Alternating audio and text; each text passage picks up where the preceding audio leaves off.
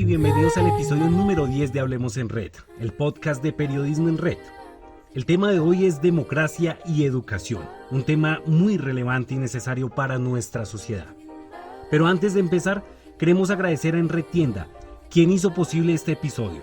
Enredtienda es una nueva plataforma creada por nuestro medio para beneficiar a empresas emergentes, sirviendo como un vehículo de venta y alineándose con nuestra visión de apoyar el emprendimiento y fortalecer la economía local. Además, esta plataforma es una fuente vital de financiación para mantener nuestro compromiso con el periodismo independiente. Ahora bien, presentamos a nuestra invitada de hoy, la magistrada Alba Lucía Velázquez del Consejo Nacional Electoral en Colombia. La magistrada Velázquez es una destacada abogada, especializada en Derecho Laboral y Seguridad Social de la Universidad Libre de Bogotá y con un doctorado en Derecho de la Universidad Nacional de Mar de Plata, Argentina. Sin más preámbulo, bienvenidos a este nuevo episodio. ¿Cómo cree que la educación puede fortalecer la democracia en Colombia? Bueno, pues la educación es la base fundamental del desarrollo humano, definitivamente. Pero pienso que cuando hablamos de cómo fortalecer la democracia, no solamente en Colombia, sino globalmente, habría que tener en cuenta tres cosas muy importantes. La primera, bueno, esta sí es en Colombia, la verdad.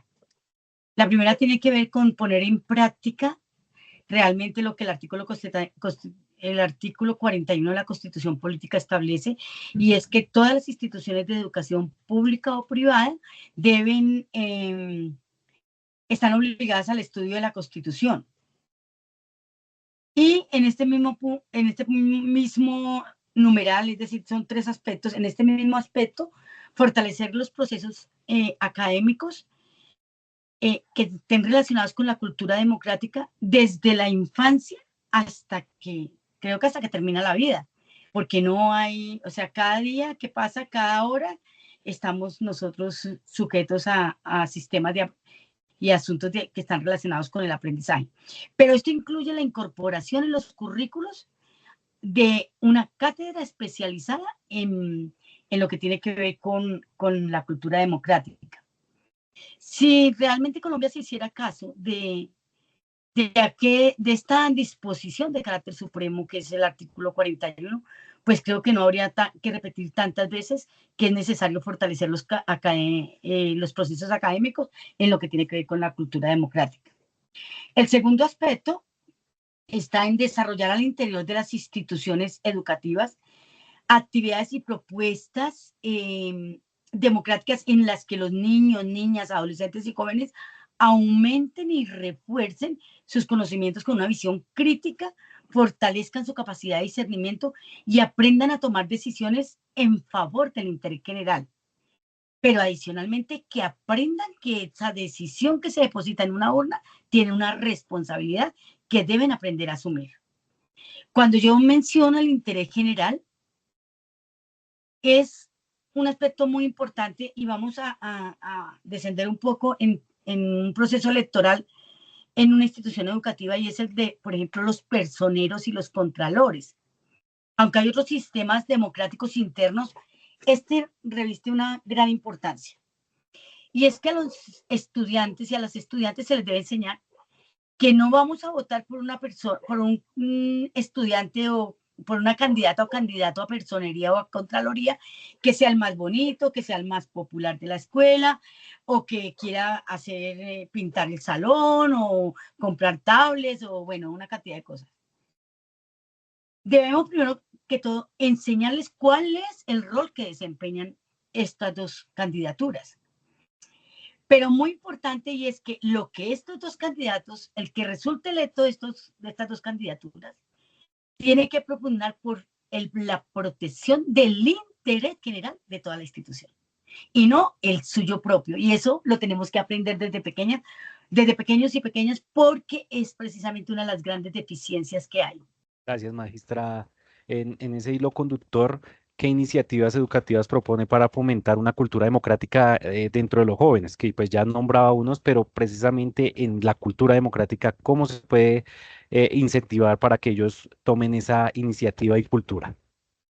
Bueno, dentro del proceso escolar hay muchas etapas, ¿no? La etapa de, por ejemplo, la primera infancia, los grados cero, y ya la básica secundaria, ¿verdad? Incluso la educación superior, y en cada escenario pues será de acuerdo al escenario en que se realice. Por ejemplo, pensaría yo que en preescolar el juego debe ser un instrumento pedagógico fenomenal a través del cual se aprenda, y así en cada uno de esos estadios y en estos cursos de vida. Pero lo primero, la formación en la concientización de la importancia de ejercer procesos democráticos a través del conocimiento de normas básicas y sencillas que permitan una responsabilidad y una actuación en cada uno de los procesos democráticos que se establecen en cada institución educativa.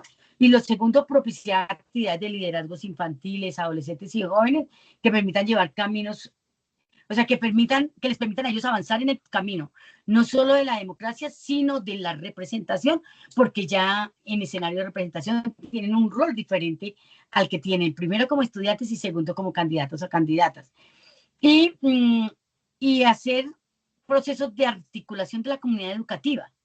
Es decir, el proceso no solamente incumbe al maestro y al docente, sino que necesariamente tiene que involucrar a la familia, que resulta un agente un agente electoral, un actor electoral muy importante.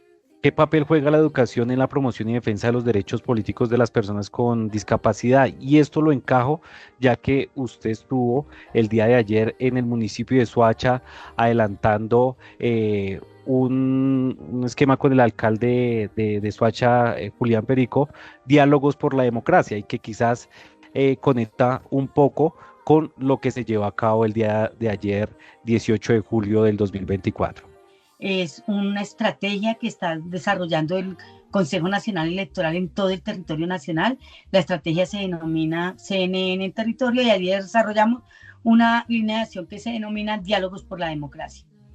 Con Diálogos de la Democracia, allí le hablamos a la comunidad e interactuamos con ellos con varios temas como el estatuto de la oposición, la doble militancia, la violencia política contra la mujer, los derechos políticos de las personas con discapacidad y muchos otros aspectos que maneja el Consejo Nacional Electoral y que le permiten reforzar la cultura democrática, que es uno de nuestros objetivos estratégicos. Con respecto a qué papel juega la educación en la promoción y defensa de los derechos políticos de las personas con discapacidad, absolutamente todos. O sea, como le dije inicialmente, la educación es la base fundamental para el desarrollo humano. Pero en la promoción y en la defensa de los derechos políticos es muy importante. Y es muy importante porque en Colombia había una gran dificultad para materializar el derecho a la igualdad en el acceso a la educación pública. Y no estoy hablando solamente de los derechos políticos, sino, es decir, no hablo solamente de la educación en la promoción y defensa de los derechos políticos, sino la educación en general. Varios niños quieren acceder a la escuela pública o a cualquier escuela, y llega Juan, que no tiene problemas, o sea, es una persona que se desplaza normal, que ve normal, que escucha normal. Llega Pedro, que no ve, Lucía, que no camina, y Lucas, que no ve, no escucha. Cada uno con una deficiencia cualquiera. Y llegan allá y encuentran un tablero, un pupitre y una docente que habla para los que la ven y para los que la escuchan.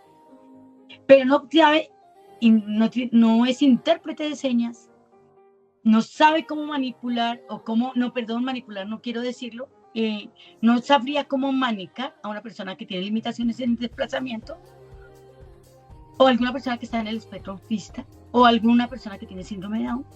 No sabe cómo hacerlo, seguramente porque no está preparada para ello. Si está esa profesora, está ese tablero, está ese pupitre, está un currículo establecido por el ministerio, pero hay 5 personas que tienen características diferentes y solamente una de ellas puede recibir, entonces el principio de la igualdad sí está escrito en la Constitución, pero es una disposición que está apenas escrita. Pero la sola descripción del principio de la igualdad no es suficiente para eliminar los sistemas de exclusión. Entonces, ¿qué se requiere? Se requiere la materialización del principio de la igualdad. ¿Y cómo se materializa? Pues a través de ajuste razonable para que las personas que tienen unas características diferentes puedan acceder en igualdad de condiciones que los demás. Nosotros como Consejo Nacional Electoral vemos que en la participación de los derechos políticos de las personas con discapacidad hay 4 cosas importantes. La primera tiene que ver con el fortalecimiento del control social, que es la primera forma de participación política de las personas con discapacidad. ¿Y cómo se ejerce? Esta se ejerce en todos los municipios de Colombia, en todo el territorio nacional, pero hablamos de los municipios porque son la base del desarrollo territorial.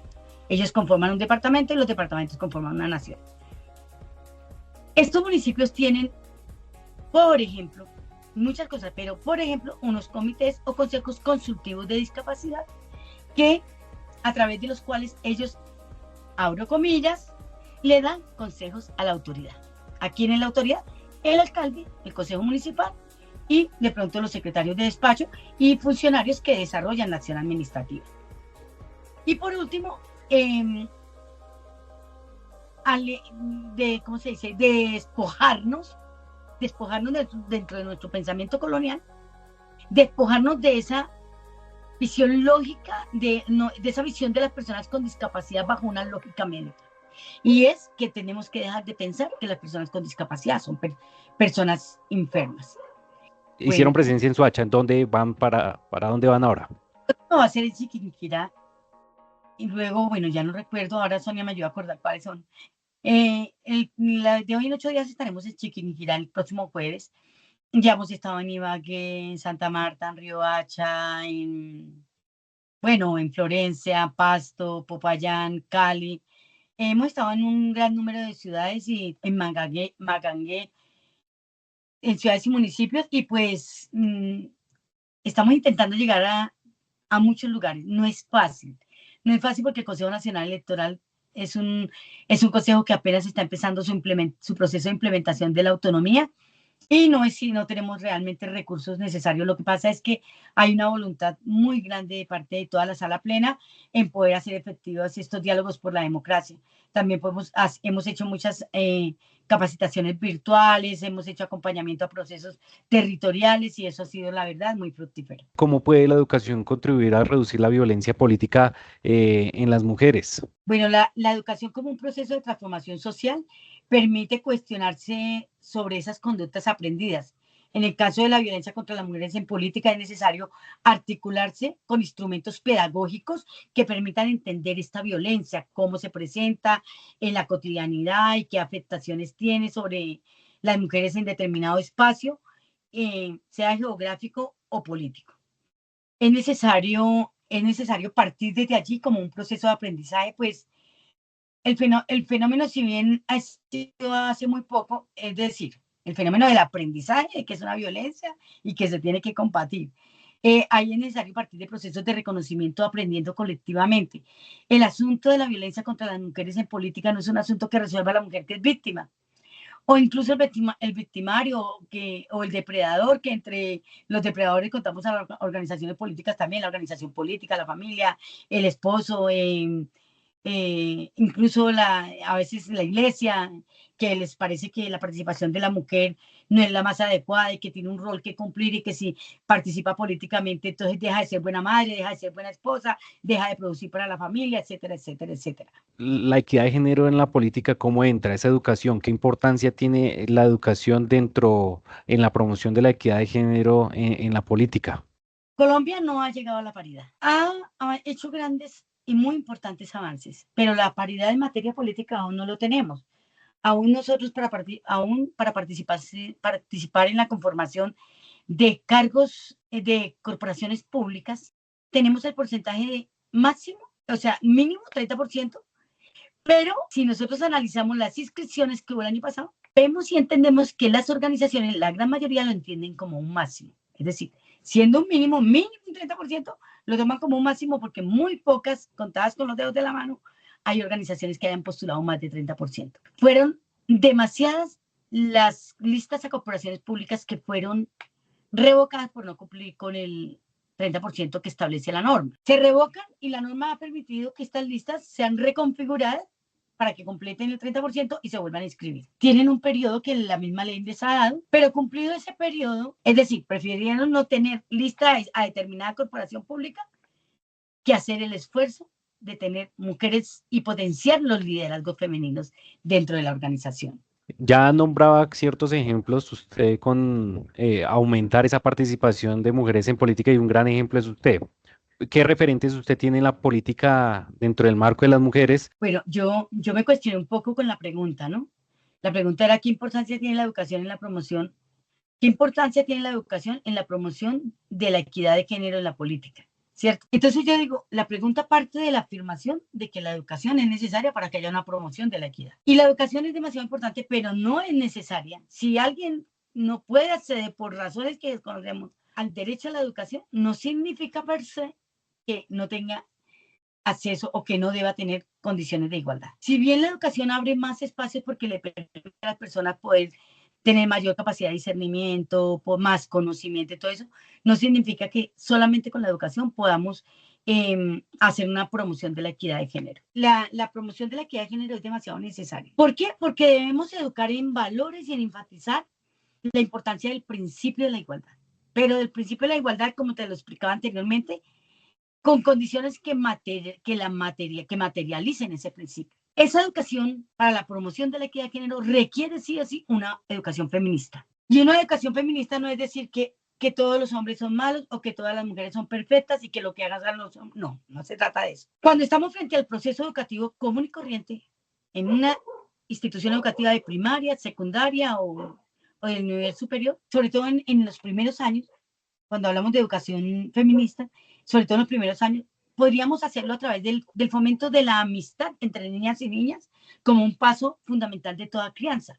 Hay que educar a las niñas para que no se escondan, para que no repriman sus emociones, para que, a mí no me gusta utilizar mucho esta palabra, pero la voy a utilizar porque en este momento me parece apropiada, para que se empoderen, para que no se limiten por no cumplir ciertos estereotipos sociales y de enseñarles normas que les impidan el desenvolvimiento social. Es decir, decirle, no, las niñas no hacen eso.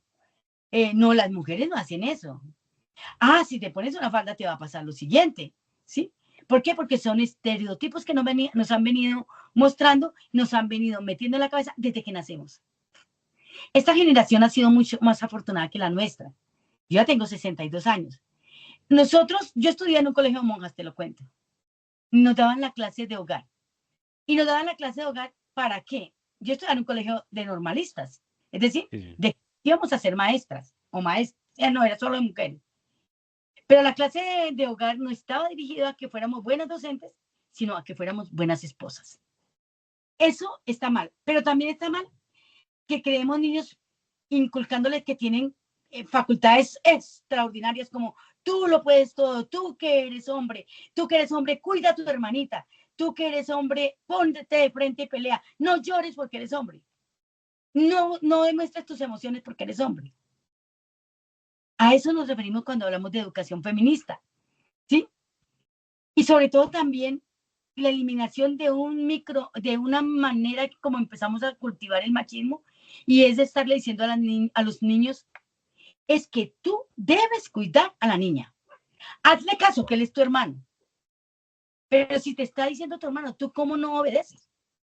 ¿Sí? Y entonces le atribuimos al niño, que es casi de la misma edad que la niña, incluso a veces menor, le atribuimos facultades que no debiera tenerlo por el hecho de ser niño. La autoridad en la casa son el papá y la mamá. Como Consejo Nacional Electoral, estamos participando en la Comisión Interamericana de la Mujer con un tema muy, muy importante. Interamericana de la Mujer de la OEA está construyendo una ley modelo de paridad para que sea adoptada por los países parte, o por los estados parte más bien. Y de aquí, a partir de esa ley, podamos de manera efectiva hacer que la paridad exista. Creo que uno de los mayores retos, magistrada, es la participación o motivar más que todo a los jóvenes activamente en los consejos de juventud y gobiernos escolares, que muchas veces algunos se alejan o ven algo como aburrido o no lo ven muy importante. Por eso no me gusta generalizar, sino enfatizo en algunos. Entonces, ¿cómo tratarlos de motivar desde la educación primaria, secundaria, incluso ya cuando están en la academia de universidades o institutos? Bueno, en primer lugar es necesario que los jóvenes no solo sean escuchados, sino que también se les considere verdaderamente como actores políticos que están incidiendo en el momento por medio de diferentes tipos de participación. En el caso de los gobiernos escolares, de los consejos de juventud, se han presentado una participación que ha permitido tener procesos de aprendizaje, pero asimismo los jóvenes han venido señalando las cosas a mejorar en estos procesos que se han tomado desde la temprana edad. A los niños, niñas, adolescentes y jóvenes que participan en procesos electorales escolares se les toma en serio. Este fin de semana tuve la ocasión de hablar con una niña, con una chica de 15 años que es contralora de un colegio de un municipio de Cundinamarca, y le preguntaba yo cómo había sido su ejercicio como contralora. Y me dice, yo empecé con mucho entusiasmo, pero ahora ya estoy un poco desestimulada porque cada vez que yo le llevo al rector la queja sobre el PAE, por ejemplo, yo le digo, lo que están dando en la minuta no es lo que corresponde. Y él me dice, ya lo vamos a revisar, eso no es un tema para acá, para el colegio, sino que ese es un tema del contratista que lo nombró la gobernación. Y más bien, vaya mi amor y póngase a estudiar y póngase a sacar adelante la carrera. Y yo, bueno, ¿qué otra cosa han sucedido? Dice, a la hora de la merienda, pues yo voy, reviso y me doy cuenta que las porciones son pequeñas, entonces voy y digo, ¿pero por qué las porciones son menores? Entonces, la respuesta del director o rector de la institución es, eso no me lo pregunte a mí, pregúnteselo al contratista. ¿Con quién se relaciona el contralor y con quién se relaciona el personero o personera? Pues con las instituciones, con las directivas del colegio. Pero si las directivas del colegio los tratan de esta manera, es muy difícil que ellos puedan realizar primero su rol como personero, como contralor o como contralora, que lo puedan ejercer bien. ¿Qué hacen? Desestimular esta participación de los jóvenes en estos procesos. Entonces me dijo, ¿yo qué puedo hacer? Yo le dije, acude al contratista y al supervisor del contrato y manifiéstale eso, pero tú tienes una herramienta muy cerca de tu colegio a la que puedes acudir, y es el personero municipal. Acude al personero municipal y cuéntale lo que esté pasando para que él te oriente respecto de lo que tienes que hacer. Pero entonces me quedó a mí ese sinsabor de lo que pueda estar pasando en las instituciones educativas, y es que ese temor reverencial que sienten los alumnos de sus superiores, porque en las instituciones educativas aún mantienen relaciones de subalternancia, entonces que por ese temor reverencial ellos dejen de hacer lo que tienen que hacer y les toque sacrificarse, por ejemplo en el caso del PAE, a consumir una merienda o un apoyo nutricional que no reúne las condiciones que fueron contratadas. ¿Sí? Y estos procesos seleccionarios necesariamente deben ir acompañados de capacitación. En otra ocasión que tuve la oportunidad de hablar con una contralora, me decía, es que yo me puse a preguntarle a una profesora sobre quién compraba los tableros y se puso muy brava conmigo, me dijo que eso no eran asuntos míos. Y yo le dije, sí, son asuntos tuyos porque tú eres contralora. Y los contralores, ¿qué es lo que hacen? Vigilar el recurso público. Vigilar que se focalice bien y vigilar que se ejecute bien. Entonces, esa sí es tu obligación. Vas a leerte, yo le recomendé un texto, le dije, léete este texto, que es una guía que sacó la MOE en alguna ocasión para contralores y personeros. Léete este texto, que vas a tener muchas herramientas para eso. Maestra Alba Lucía, para el tema de participación electoral, ¿cómo se puede utilizar esa educación para aumentar la participación electoral, valga la redundancia, en regiones con baja participación? ¿Sí?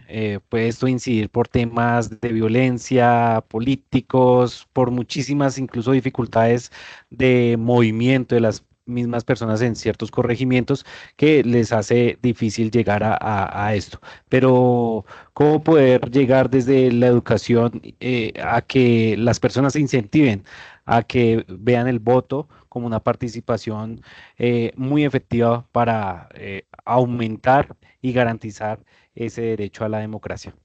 La educación también permite una cosa muy importante y es la comprensión del Estado, la comprensión del gobierno, la comprensión del sistema político y del sistema electoral así como el conocimiento también de los derechos y deberes, que con todo ello lo que se hace es concretar la democracia y conocer y poder ayudar para que el ejercicio del sufragio esté revestido de pureza.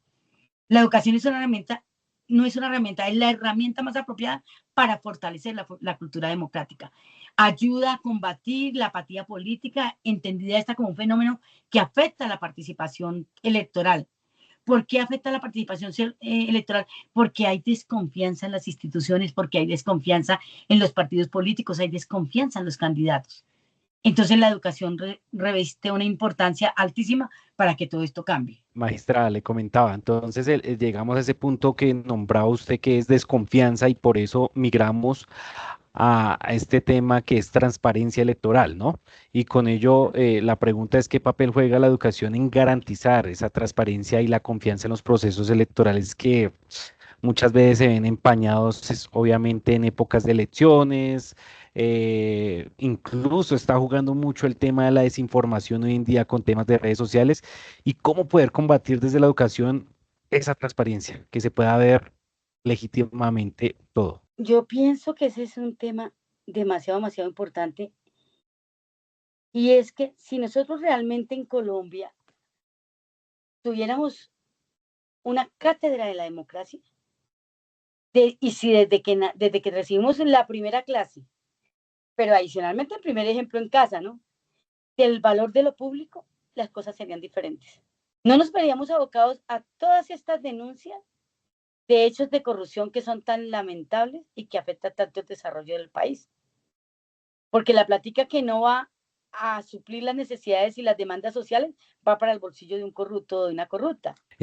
Magistrada Alba Lucía, para finalizar, ¿cómo afecta la reciente suspensión del alcalde de Duitama, José Luis Borges, y la percepción pública sobre la transparencia? Volvemos a incidir en ese punto, y la justicia en los procesos electorales en Colombia. ¿Qué lecciones educativas podemos extraer de este caso para mejorar la integridad electoral en el futuro? ¿Y cómo puede ir ese proceso con este alcalde de Duitama? El caso del doctor José Luis Borges, el Consejo Nacional Electoral no tuvo conocimiento en instancia de revocatoria, pero eso no significa que no lo puedan llevar como una acción de nulidad electoral. Y es allí donde el Consejo de Estado ordena la suspensión. La suspensión no significa que ya se vaya definitivamente del cargo, simplemente el Consejo de Estado lo que está diciendo es, mientras nosotros hacemos el proceso de investigación y determinamos si efectivamente existe o no la doble militancia, debe el gobernador designar un nuevo alcalde. ¿Qué orden recibimos como Consejo Nacional Electoral? Solamente recibimos la orden de darle cumplimiento al fallo, y nosotros le dimos cumplimiento al fallo y le mandamos las copias al gobernador del departamento para que él haga lo que le corresponde de acuerdo a su competencia, que es nombrar temporalmente o mientras resuelve el Consejo de Estado la acción de nulidad electoral. Yo no conozco, sé que es por doble militancia, pero desconozco el proceso. Pero lo que sí puedo decirte ahora es que hay una gran responsabilidad de las organizaciones políticas, porque las organizaciones políticas deben sí o sí, es una orden de tipo legal, deben sí o sí revisar los requisitos de las personas que postulan como candidatos. Que si el partido no cumple con esa obligación, pues se somete a una investigación del Consejo Nacional Electoral, y las sanciones que impone el Consejo Nacional Electoral son solamente pecuniarias. Entonces, ahí no hay nada que hacer. Esto genera desconfianza en la ciudadanía respecto de cómo las organizaciones políticas seleccionan las personas que candidatizan. Pero también se afecta la buena fe, porque si una persona sabe que está en curso en doble militancia o que tiene alguna de las causales del régimen de inhabilidades e incompatibilidades, no debe postularse, pero aún sabiéndolo se postula, pues está, digamos que usando la buena fe de las personas. Sin conocer el caso del señor, pues quiero decirle que afecta la integridad electoral el hecho de que los candidatos y candidatas no cumplan con los requisitos. Eso afecta muchísimo esa integridad electoral. Por eso existe este sistema de revocatorias. No todos los candidatos llegan allí. Nosotros este año fueron más o menos aproximadamente 10.000 solicitudes de revocatoria que nosotros atendimos en casi 3 meses. Tuvimos jornadas de como más o menos 20, 22 horas diarias de personal del CNE trabajando para poder cumplir y llegar al final.